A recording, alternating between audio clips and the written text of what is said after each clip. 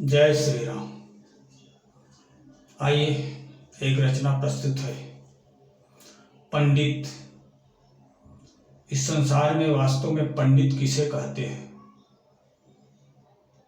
आइए पंडित के बारे में ही ये कविता कुछ बयां कर रही है।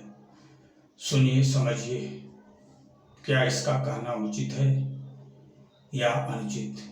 स्वयं विचार कीजिए।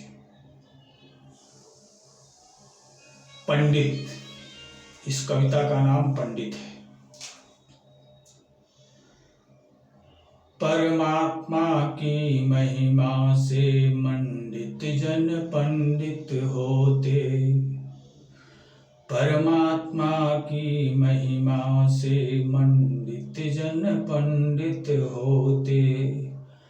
आत्मज्ञान ही थाती जिनकी मलिन पना मन धोते।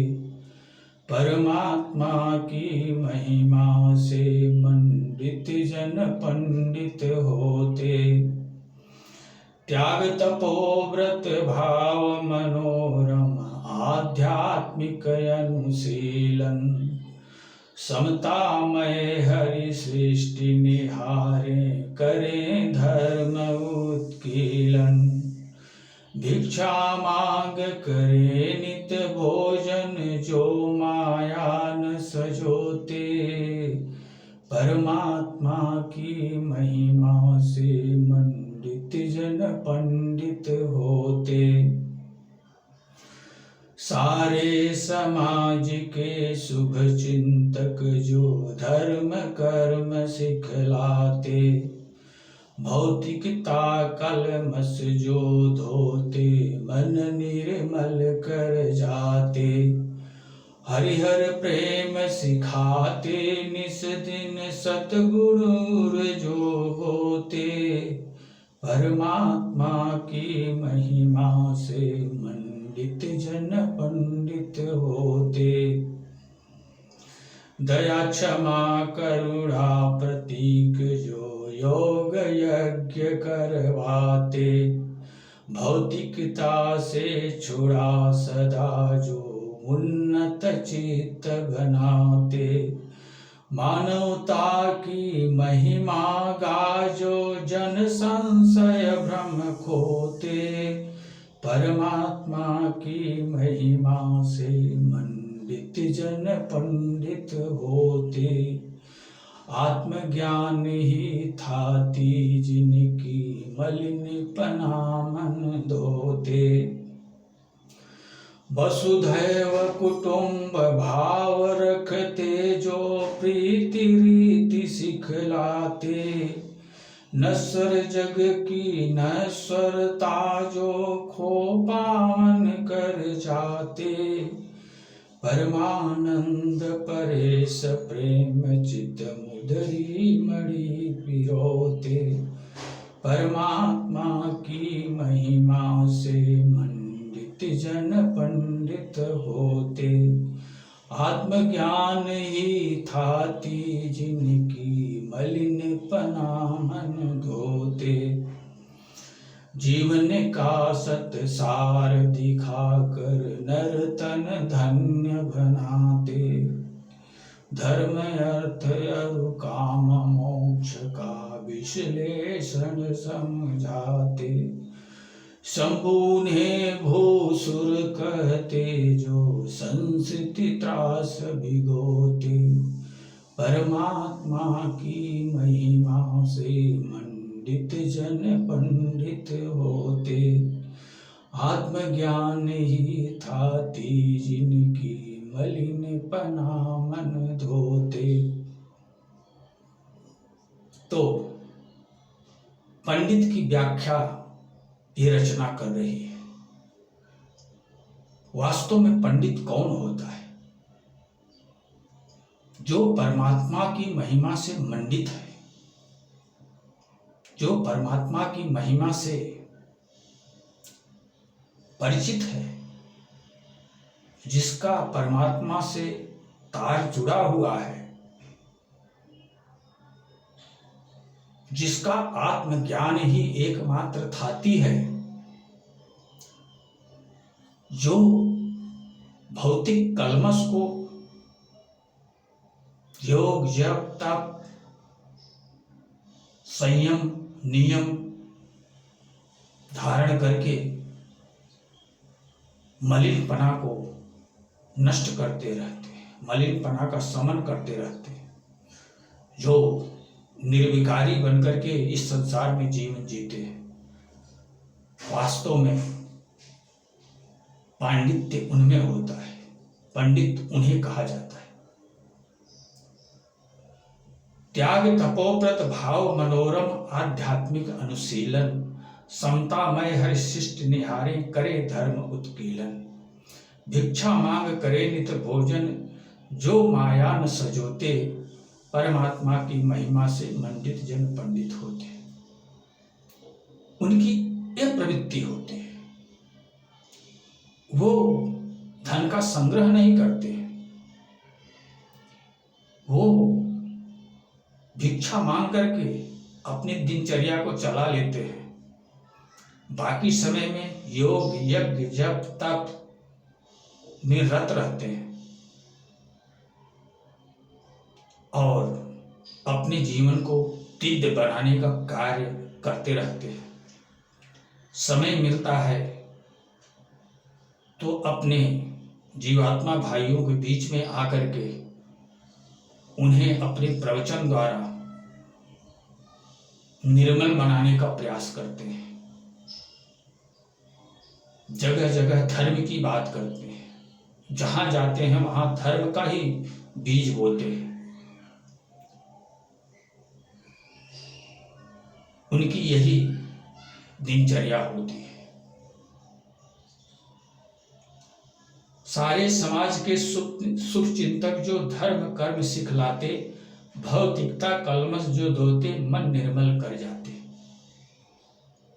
हरिहर प्रेम सिखाते निस्दिन, सद्गुण उर जो बोते, परमात्मा की महिमा से मंडित जन पंडित होते। सारे समाज के शुभ चिंतक होते हैं, उनका कोई शत्रु नहीं होता है, समाज में उनका कोई शत्रु नहीं होता है। क्यों नहीं होता है? क्योंकि वो समता के भाव में स्थिर रहते हैं। और समता का भाव क्या होता है? एक समान सबके अंदर, एक चांडाल में, एक सज्जन में, एक कुत्ता में, एक हाथी में, एक गाय में, एक चींटी में, एक हाथी में, सब में समता का भाव। क्यों? क्योंकि एक जीवात्मा के सिवा अन्य कोई किसी के अंदर है नहीं, सबके अंदर वही एक आत्मा परमात्मा विराजमान है। इसलिए वो प्रबुद्ध जन, वो पंडित जन समता के भाव में ही अपना जीवन जीते हैं। किसी को न ऊंचा समझते हैं, न किसी को नीचा समझते हैं, न किसी को छोटा समझते हैं, न किसी को बड़ा समझते हैं।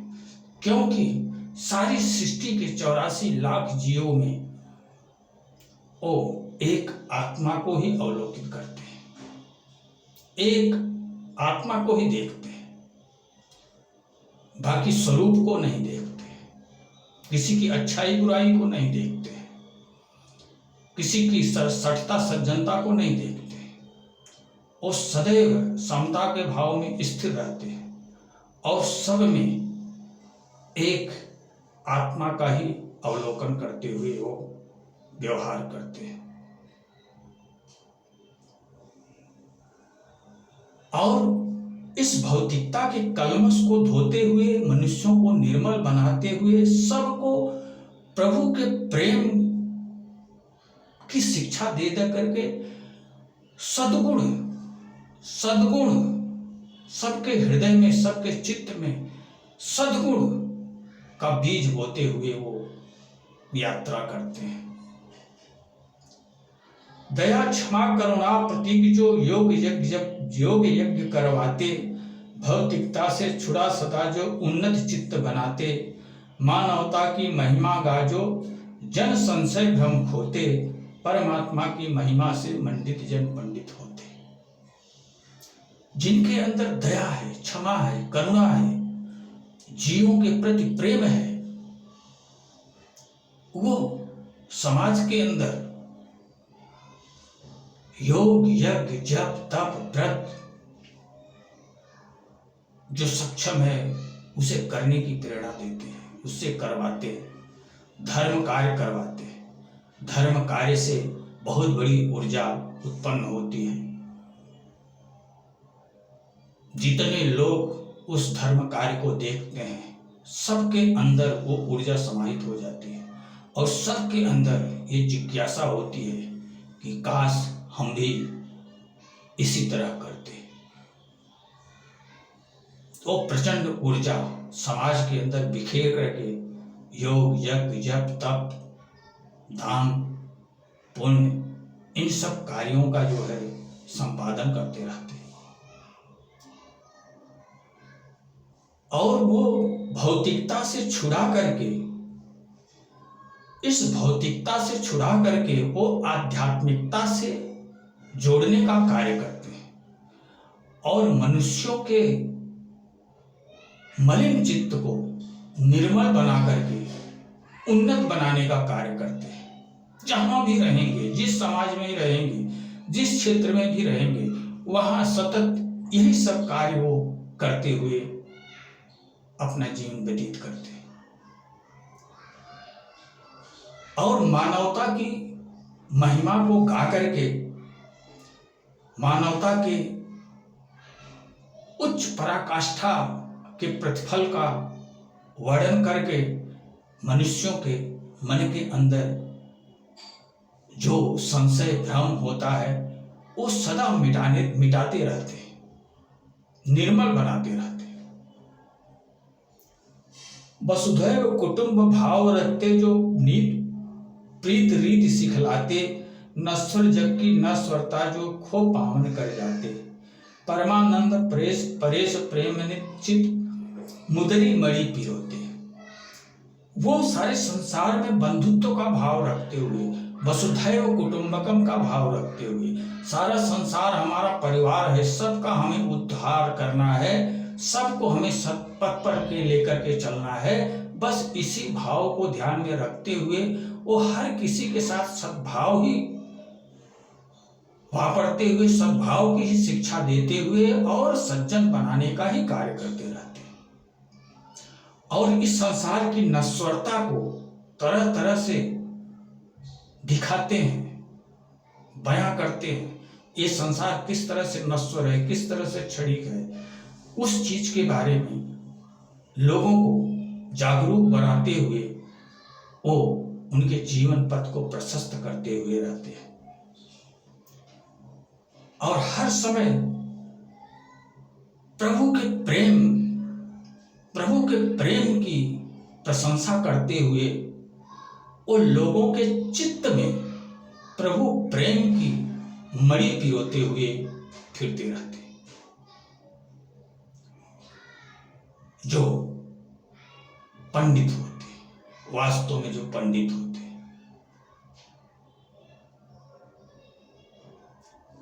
जीवन का सब सार दिखाकर नर्तन धन्य बनाते, धर्म अर्थ अनुकाम मोक्ष का विश्लेषण समझाते, संबुने भूसुर कहते जो संसिद्धि तास दिगोते। जीवन का सार तत्व आत्मा लोगों को नियम संयम साधन के द्वारा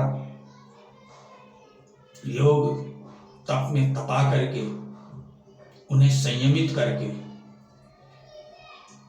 जीवन का सार आत्म तत्व को वो अपने शिष्यों के हृदय में स्वयं दिखाते और धर्म अर्थ काम मोक्ष ये चार जो पुरुषार्थ हैं उनके विश्लेषण को समझाते हैं। आज के युग में मानव केवल दो पुरुषार्थ में संलग्न है। दो पुरुषार्थ के नजदीक उसको जाने में बुखार आ जाता है। वो उस दो पुरुषार्थ के नजदीक जाना ही नहीं चाहता।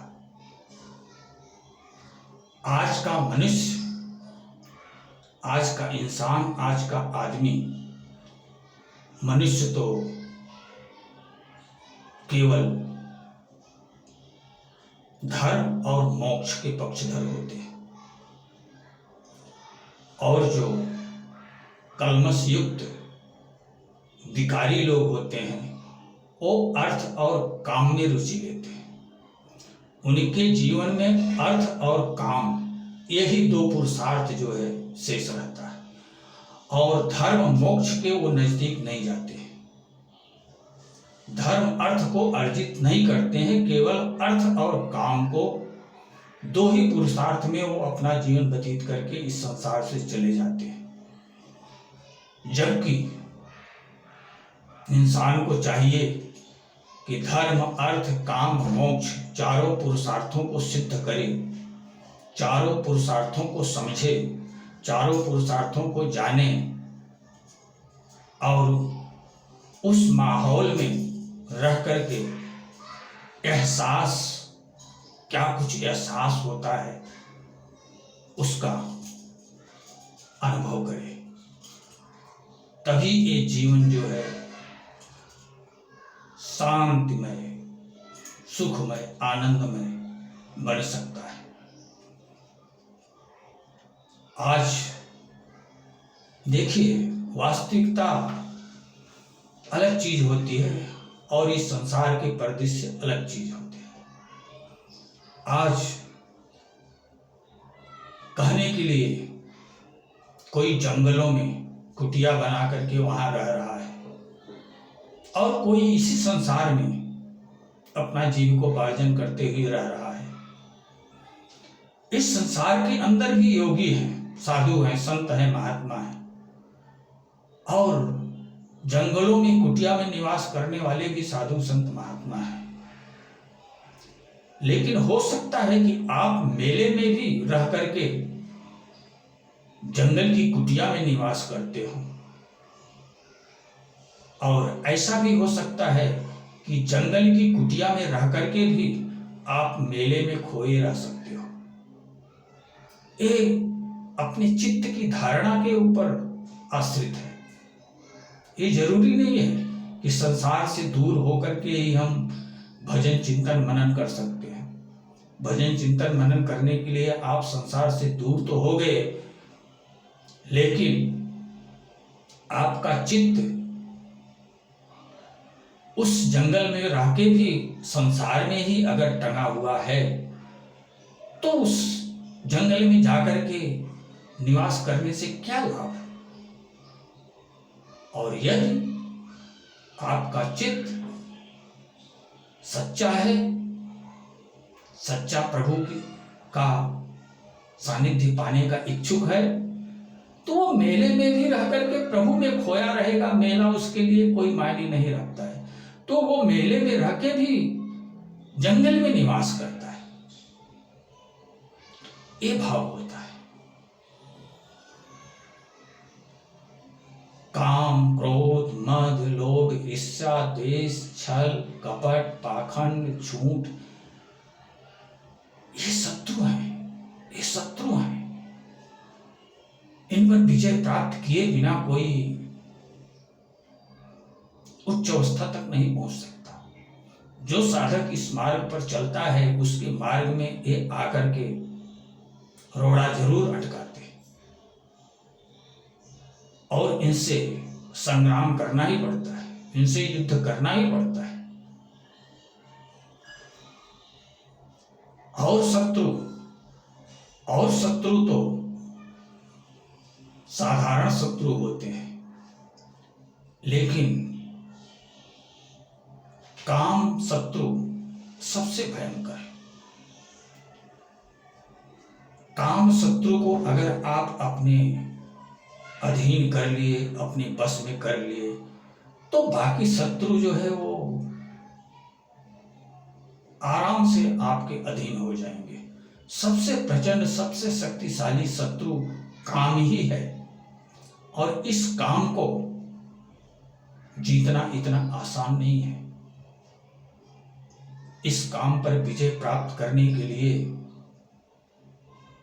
आपको उससे 9 महीने ब्रह्मचर्य व्रत का पालन करके उससे लड़ना पड़ेगा, संघर्ष करना पड़ेगा। और आप उस काम से यूं ही नहीं बच पाएंगे। नियम संयम धारण करके उससे युद्ध करना पड़ेगा। दिन में जागरूक रह करके विषय भोगों का चिंतन जहर के समान समझ करके कभी अपने चित्त में विषय भोगों का चिंतन करना ही नहीं है। सदा उससे अपने विचार को दूर ही रखना है। और रात में सोते समय, दिन में तो आप बच जाएंगे, लेकिन रात में वो आक्रमण करके आपको नष्ट भ्रष्ट कर देगा। इतना भयंकर शत्रु है वो। तो रात में उससे बचने के लिए यही विधि है कि जब आप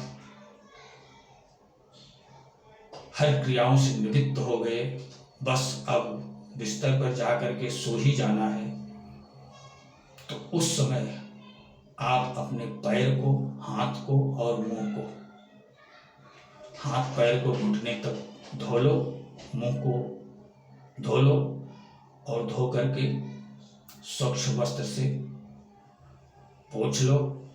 पोंछने के बाद बिस्तर पे चले जाओ और अपने इष्ट का ध्यान करते हुए नींद में जाने का प्रयास करो। अगर इस तरह करके आप शयन करने के लिए प्रस्थान कर रहे हैं तो रात में काम आपका अनिष्ट नहीं कर सकेगा। जब कभी भी अनिष्ट करने की कोशिश करेगा तब आप जाग करके सावधान हो जाओगे और अपने आप को संभाल लोगे। तो इसी तरह से, इसी व्रत को, इसी नियम संयम को धारण करके 9 महीने उससे संघर्ष करना पड़ेगा। और 9 महीने संघर्ष करने के बाद फिर 3 महीना उसके गर्भ को झुकाने में लगेगा।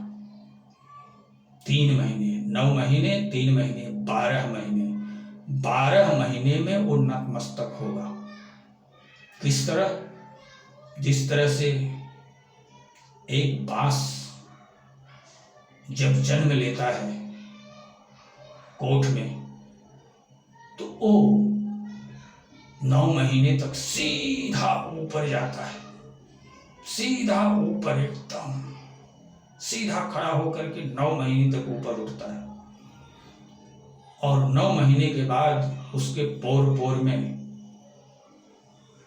टहनियां, पत्तियां उगना शुरू हो जाती है। और इस तरह से 12 महीने पूर्ण होते होते उसके शिखा पर, उसका शिखा का भाग टहनियों, पत्तियों से आच्छादित हो जाते हैं। तब वो जाकर के झुकने का कार्य करता है। तब वो इस तरह से सीधा नहीं, तब इस तरह से झुक जाता है। तो ये प्रक्रिया पूरा 12 महीने की होती है। और 12 महीने के बाद फिर 12 महीने उसे परिपक्व बनने में लगता है, क्योंकि अभी वो कच्चा है, अभी वो सुदृढ़ नहीं हो पाया है, परिपक्वपन उसमें समाहित नहीं हो पाया है। तो 1 साल उसको उगने में, बढ़ने में, झुकने में जाएगा और 1 साल उसको परिपक्व होने में जाएगा।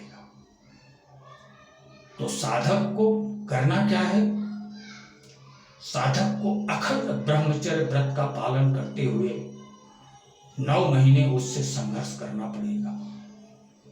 और 3 महीने में वो झुकेगा, उसका उद्वेग कम होगा। और उसका उद्वेग कम होने के बाद फिर 12 महीने में उसे परिपक्व बना करके उस पर विजय प्राप्त करना पड़ेगा। अगर कोई साधक इस तरह से 2 वर्ष तक अखंड ब्रह्मचर्य व्रत का पालन करके उस काम को झुका लिया, अपनी बस में कर लिया, तो उसके चित्त में, उसके शरीर में दिव्यता का भाव प्रकट हो जाएगा और जीवन में कभी भी किसी भी माहौल में वो पथभ्रष्ट नहीं हो सकता।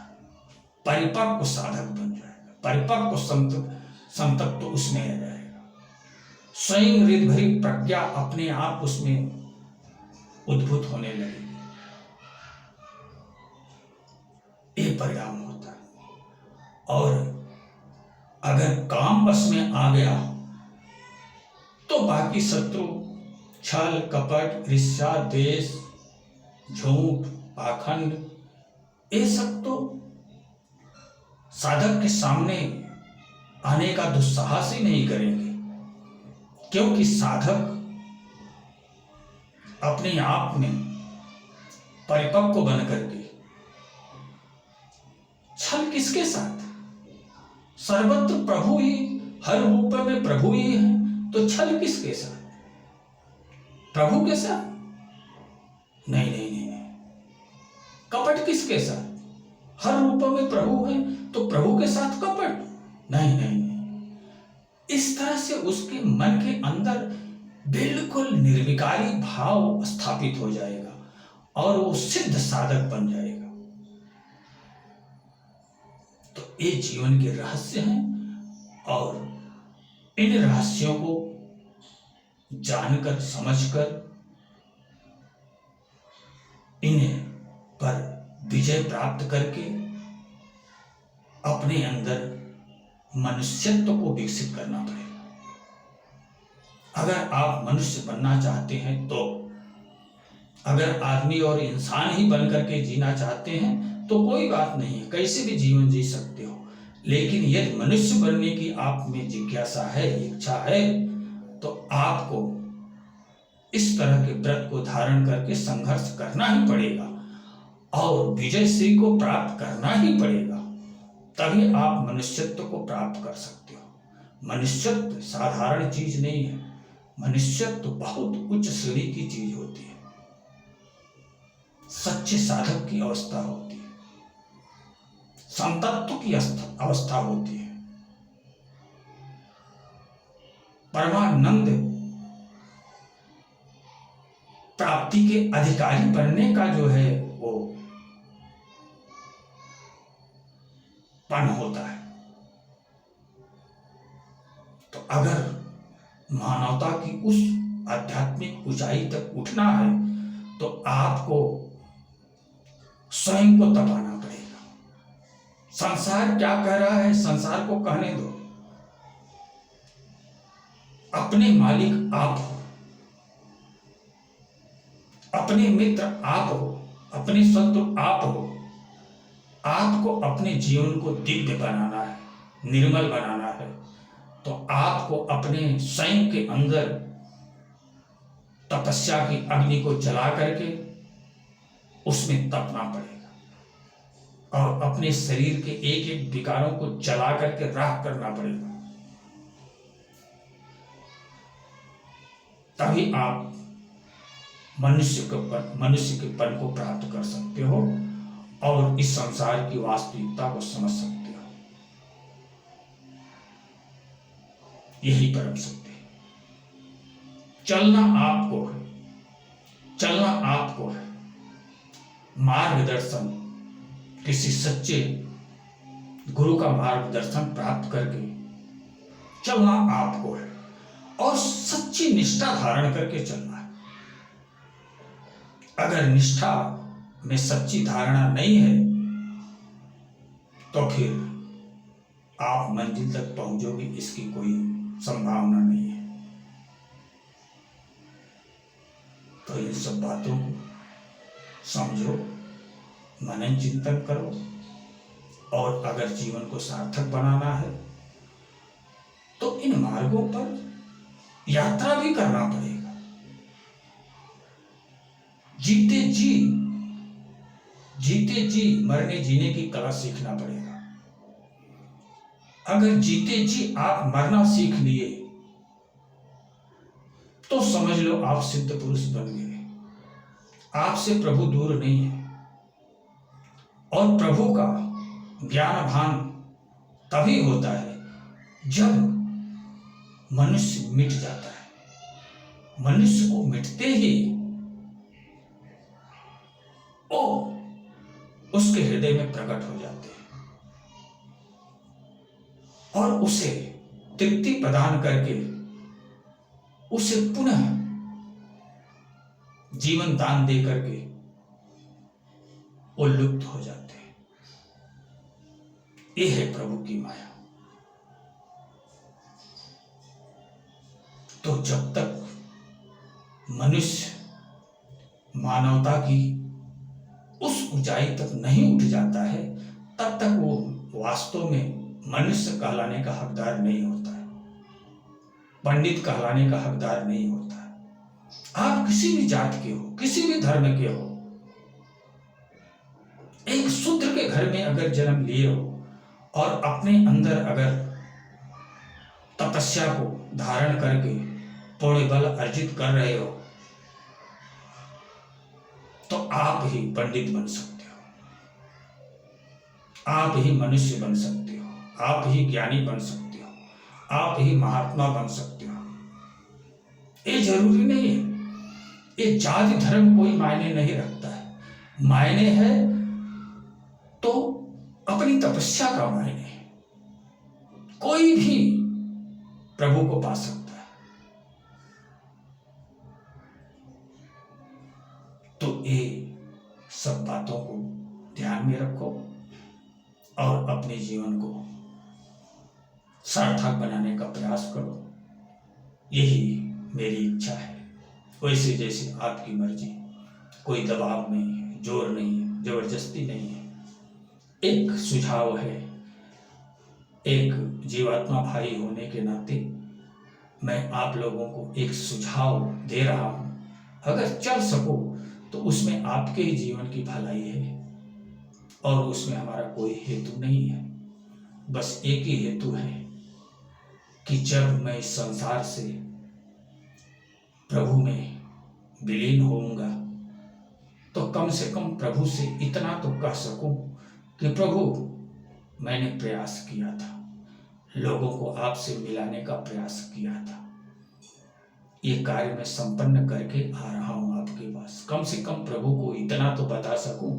इसीलिए मैं इस तरह से आप लोगों के सामने प्रकट होकर के अपने विचारों को प्रस्तुत करता हूं। यही एक हेतु हमारा है, बाकी और हमारा आपसे कोई हेतु नहीं है। आपके जीवन की ही सफलता आपके ही कर्तव्यों में, आपके ही कर्मों में निहित है। इसी के साथ मैं अपनी वाणी को विराम देना चाहूंगा। फिर मुलाकात कभी। जय श्री राम।